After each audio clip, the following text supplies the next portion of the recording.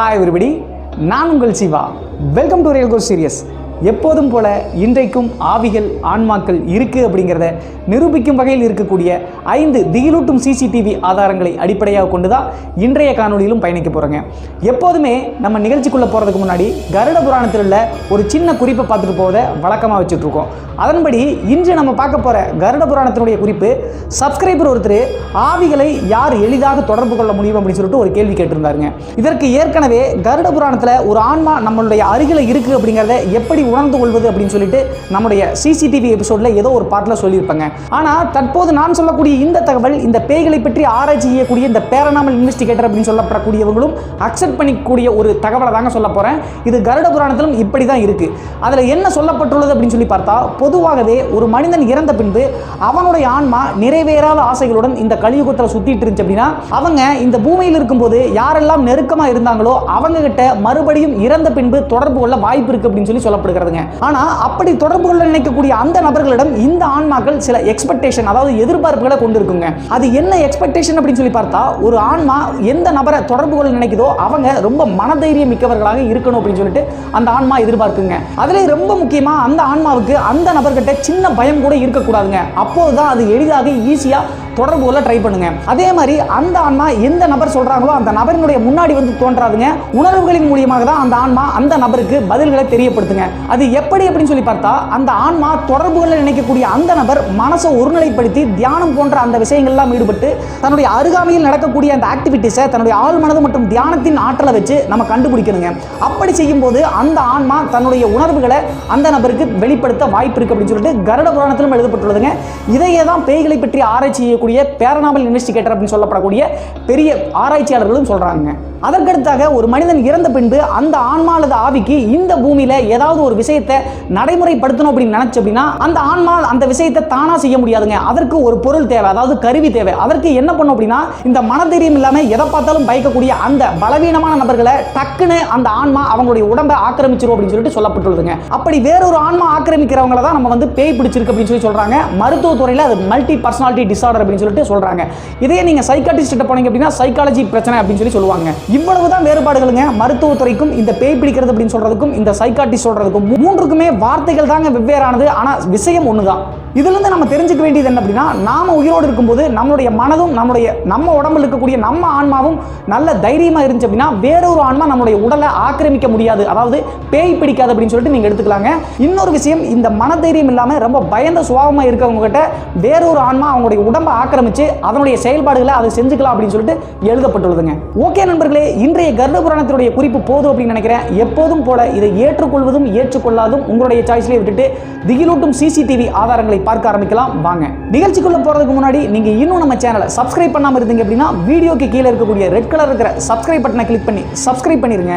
கூடவே ஒரு bell icon create ஆகுங்க, அதையும் கிளிக் பண்ணுங்க. அதுல 3 ஆப்ஷன் வருங்க. அதுல ஆல் அப்படிங்கிற ஆப்ஷனை செலக்ட் பண்ணிட்டீங்கன்னா நாங்க அப்டேட் பண்ற எல்லா வீடியோக்களும் உங்களுக்கு மிஸ் ஆகாம உடனுக்குடன் வந்து சேரும். சரி வாங்க ஷோக்குள்ள போலாம். நம்ம பார்க்க போற முதல் திகிலூட்டும் அமானுஷ்ய காணொளி இந்தியாவின் டெல்லியில் இருக்கக்கூடிய ஒரு வீட்டில் பொருத்தப்பட்டுள்ள சிசிடிவி கேமராவில் எடுக்கப்பட்ட காணொலிங்க.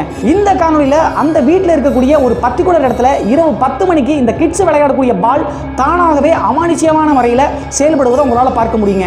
அதற்கடுத்தாக நல்லா உற்று கவனிச்சிங்க அப்படின்னா ஒரு சின்ன குழந்தை, அதாவது 3 to 4 வயதுள்ள ஒரு பையனுடைய உருவம் நீங்க தெளிவாக பார்க்க முடியுங்க. இந்த காணொலியில் அதற்கு பின்பு அந்த பையன் விளையாண்ட அந்த ட்ராலி அப்படின்னு சொல்லுவாங்க, குழந்தைகள் யூஸ் பண்ணுவதற்காக தள்ளிட்டு போவதற்காக ஒரு ட்ராலி யூஸ் பண்ணுவாங்க. அது அசாதாரணமான முறையில் மூவ் ஆகி வேகமாக போய் இடிக்கிறதையும் உங்களால் பார்க்க முடியுங்க. இந்த காணொலியும் பார்த்துட்டு வாங்க, மறுபடியும் பேசலாம்.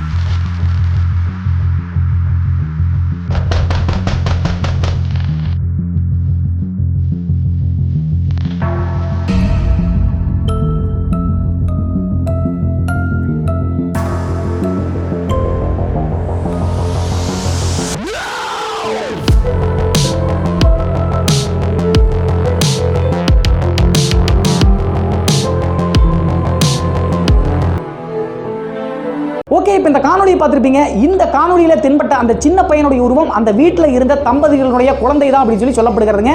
3 to 4 வயசில் இருக்கக்கூடிய அந்த குழந்தை தண்ணி தொட்டியில எதிர்பாராத விதமாக விழுந்து இறந்துருச்சு அப்படின்னு சொல்லி சொல்லப்படுகிறதுங்க. தரையில கட்டியிருக்காங்க. ஸோ அதில் வந்து விழுந்து இறந்துருச்சு அப்படின்னு சொல்லி சொல்றாங்க. அதற்கு பின்பு தான் இந்த மாதிரி அமானுஷ்யமான ஆக்டிவிட்டிஸ் நடக்குது அப்படின்னு சொல்லிட்டு தான் அந்த இடத்துல சிசிடிவி கேமராவை ஃபிக்ஸ் பண்ணியிருக்காங்க. இரவு நேரத்தில் தற்போதும் கூட இந்த மாதிரி அமானுஷ்யமான விஷயங்களும் அந்த குழந்தை அழுகிற மாதிரி சத்தமும் கேட்குது அப்படின்னு சொல்லிட்டு எழுதப்பட்டுள்ளதுங்க. நம்ம பார்க்க போற இரண்டாவது அமானுஷ்ய காணொலி கர்நாடகா ஸ்டேட்ல ஒரு பிரைவேட் கார்டன், அதாவது தோட்டத்தில் பொருத்தப்பட்டுள்ள சிசிடிவி கேமராவில் எடுத்ததுங்க.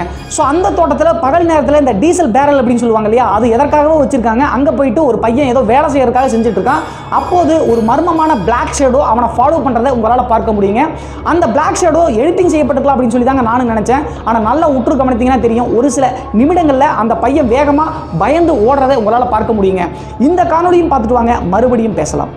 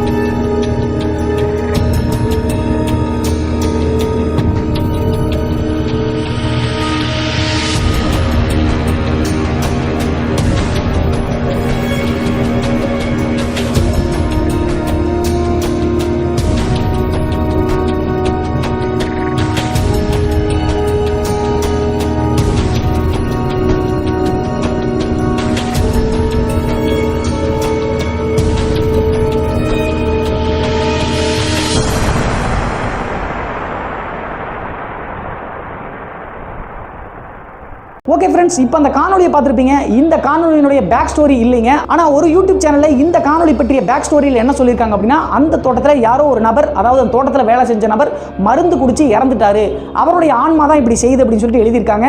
இது எந்த அளவுக்கு உண்மை அப்படின்னு சொல்லிட்டு எனக்கு தெரியலைங்க. நம்ம பார்க்க போகிற மூன்றாவது அமானுஷ்ய காணொலி இந்தியாவின் மும்பை மாகாணத்தில் உள்ள ஒரு மல்டி ஸ்பெஷல் ஹாஸ்பிட்டலில் பொருத்தப்பட்டுள்ள லிஃப்ட் ஏரியாவில் எடுக்கப்பட்ட காணொலிங்க. இந்த காணொலியில் இரவு நேரத்தில் லிஃப்ட் தானாக ஓப்பன் ஆகி இயங்குறத பார்த்துருக்காங்க லிஃப்ட் ஆப்ரேட்டர்.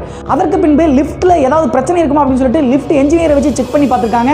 அப்போதான் இந்த ஃபுட்டேஜை எதிர்பாராத விதமாக பார்த்திருக்காங்க. லிஃப்ட்ல எந்தவித ரிப்பேரும் ஆகல, ஏதோ ஒரு மர்மமான உருவம் தான் அந்த லிஃப்ட் ஆப்ரேட் பண்ணி வெளியே போயிருக்கு அப்படின்னு சொல்லிட்டு நோட் பண்ணியிருக்காங்க. இந்த காணொலியும் பார்த்துட்டு வாங்க, மறுபடியும் பேசலாம்.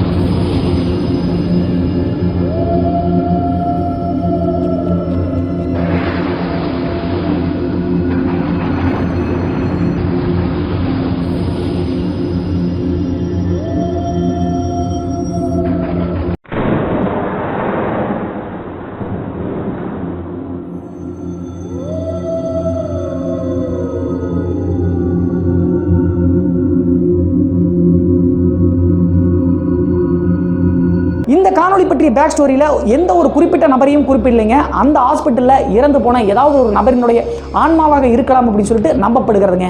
சரி, ஓகே, நம்ம 4வது காணொலியை பார்க்க ஆரம்பிக்கலாம் வாங்க. அதற்கடுத்து நம்ம பார்க்க போற 4வது அமானுஷ்ய காணொலி மலேசியாவின் போலீஸ் ஸ்டேஷன்ல அதிகாலை 4 மணிக்கு எடுக்கப்பட்ட காணொலிங்க. இந்த காணொலியை பார்க்கும்போது எனக்கே கொஞ்சம் ஷாக்கா இருந்துச்சுங்க. இந்த காணொலியில அந்த இந்த கண்ணாடி டோர்கள் அப்படின்னு சொல்லுவாங்க இல்லையா, அது ரொம்ப ஃபோர்ஸாக திறக்கிறத நீங்கள் பார்க்கலாங்க. இது இந்த டைம் மட்டும் இல்லைங்க, அடிக்கடி அந்த போலீஸ் ஸ்டேஷனில் அந்த கண்ணாடி டோர்கள் நள்ளிரவு 4 to 5 மணி டைமில் ஓப்பன் ஆகுது அப்படின்னு சொல்லப்படுகிறதுங்க.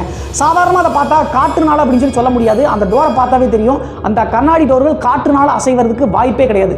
அவ்வளோ ஸ்ட்ராங்காக இருக்கும். கிட்டத்தட்ட எனக்கு தெரிஞ்சு ஒரு 50 கிலோ 60 கிலோ வெயிட் இருக்கும். ஸோ காற்றுனால அவ்வளோ ஃபோர்ஸாக வெளியே திறக்கிறது வாய்ப்பே கிடையாது. ஸோ அந்த காவல்துறை நபர்களே பயந்து அங்கே ஏதாவது அமானுஷ்ய சக்தி இருக்கா அப்படின்னு சொல்லிட்டு மொபைல் மூலியமாக ரெக்கார்ட் பண்ணுறதை நீங்கள் பார்க்கலாம்.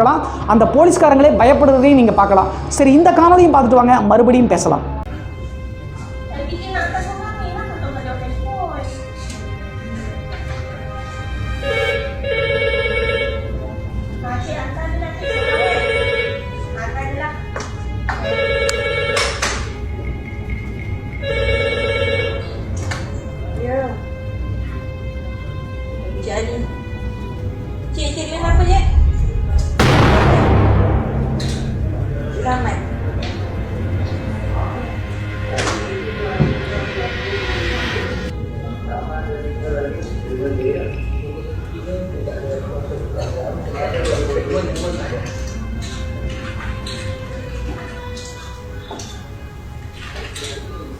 Cik lupa 2020 ni kan pihak Mongolia tak ada dapat feedback kan. Ada tak inisiatif dari cik sendiri kalau Mongolia nak hari balik dengan orang? Okey, lepas tu kata apa? Masih lagi dalam kesakan?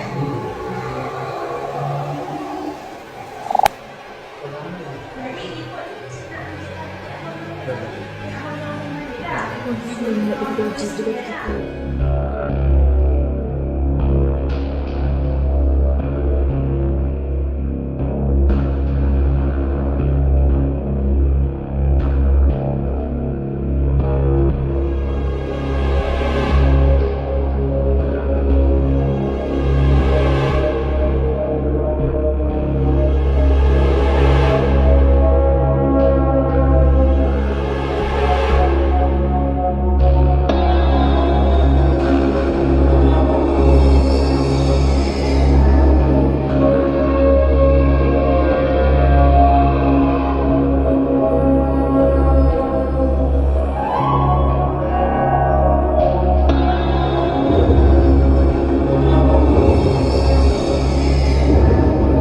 இந்த காணொலியை பற்றிய back story சுத்தமாக இல்லைங்க. எனக்கு தெரிஞ்சு நம்ம இந்தியாவில் நடக்கிற மாதிரி லாக்அப் டெத் மாதிரி அந்த மலேசியாவில் அந்த போலீஸ் ஸ்டேஷன் ஏதாவது நடந்து அது மாதிரி ஏதாவது ஆன்மாக்கள் இப்படி செய்யுதா அப்படின்னு சொல்லிட்டு தெரியல. உங்களுடைய கருத்துக்கள் ஏதாவது இருந்துச்சு அப்படின்னா தாராளமாக கமெண்ட் பாக்ஸில் கமெண்ட் பண்ணுங்க. நம்ம 5வது காணொலியை பார்க்க ஆரம்பிக்கலாம் வாங்க. நம்ம பார்க்க போகிற 5வது அமானுஷ்ய காணொலி யூஎஸ்ல இந்த கோஸ்ட் எக்ஸ்ப்ளோர் பண்ணுறவங்க ஒரு பர்டிகுலர் ஃபாரஸ்ட் ஏரியாவில் இருக்கக்கூடிய ஒரு ஹாண்டட் ஹவுஸுக்கு போயிருக்காங்க. அந்த ஹாண்டட் ஹவுஸ் எப்பவுமே ஹாரராகவும் ஸ்கேரியாகவும் இருக்கும் அப்படின்னு சொல்லப்படுகிறதுங்க. அந்த ஹாண்டட் ஹவுஸுக்கு சிங்கிளாக ஒரு நபர் போயிருக்காரு. அப்போது அந்த ஹாண்டட் ஹவுஸுக்கு போகக்கூடிய அந்த வழியிலேயே ஒரு பர்டிகுலர் மரத்துக்கு கீழே ஒரு மர்மமான மனிதன் போன்ற உருவம் உட்கார்ந்துருக்கிற மாதிரி இவர் பார்க்குறாருங்க. உடனே கேமரா எடுத்து போய் பக்கத்தில் போய் ஜூம் பண்ணி பார்த்துட்டு இருக்காரு. அப்போது திடீர்னு எதிர்பாராத விதமாக என்ன நடக்குது அப்படின்னு சொல்லிட்டு நீங்களே பார்த்துருவாங்க. மறுபடியும் பேசலாம். Ascolta, sento no?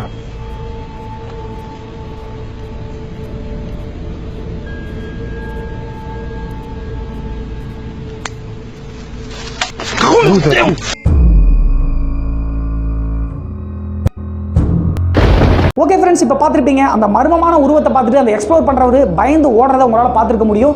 சரி, ஓகே, இன்றைய 5 காணொலிகளும் கருட புராணத்துடைய குறிப்புகளும் உங்களுக்கு பிடிச்சிருந்துச்சு அப்படின்னா மறக்காம காணொலிக்கு கீழே உள்ள லைக் பட்டனை தட்டி விட்டுங்க. முடிஞ்சா எல்லாத்துக்கும் ஷேர் பண்ணுங்க. என்ன நீங்கள் பர்சனலாக ஃபாலோ பண்ணணும் அப்படின்னு நினச்சிங்க அப்படின்னா வீடியோக்கு கீழே இருக்கக்கூடிய டெஸ்கிரிப்ஷனில் சோசியல் மீடியாஸோட லிங்க் கொடுத்துருக்கேன். அதில் ஜாயின் பண்ணி நீங்கள் என்ன ஃபாலோ பண்ணிக்கலாம். இன்றைய காணொலி பற்றிய உங்களுடைய கருத்துக்களும் வரவேற்கப்படுகின்றன. மறக்காம கமெண்ட் பாக்ஸில் கமெண்ட் பண்ணுங்க. இது போன்ற மர்மமான சுவாரஸ்யமான விஷயங்களை நீங்கள் மேன்மேலும் தெரிஞ்சுக்கணும் அப்படின்னா மறக்காம நம்ம சேனலையும் சப்ஸ்கிரைப் பண்ணிருங்க. மீண்டும் ஒரு நல்ல தகவலுடன் சுவாரஸ்யமான தகவலுடன் உங்களை சந்திக்கும் வரை நான் உங்கள் சிவா.